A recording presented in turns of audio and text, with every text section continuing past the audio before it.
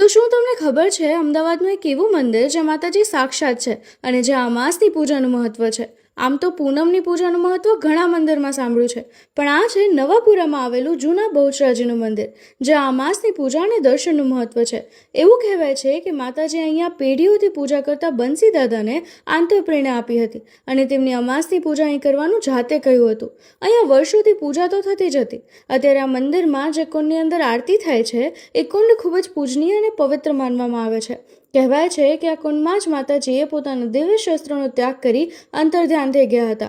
લોકમાન્યતા એવી પણ છે કે આજે પણ માતાજી રાત્રિ અધિવાસ કરે છે અહીંયા મંદિરમાં. અને અલગ વાત એવી પણ છે કે કુંડમાં માતાજીનું મુખ ઉત્તર દિશામાં છે અને મંદિરમાં દક્ષિણ દિશામાં છે. અને આવું ગણપતિ અને હનુમાનજીના મંદિર સિવાય ક્યાંય પણ નથી હોતું. આ મંદિરમાં સવાર સાંજ સ્નાન, શણગાર અને આરતી થાય છે, જે બીજા કોઈ માતાજીના મંદિરમાં નથી થતું.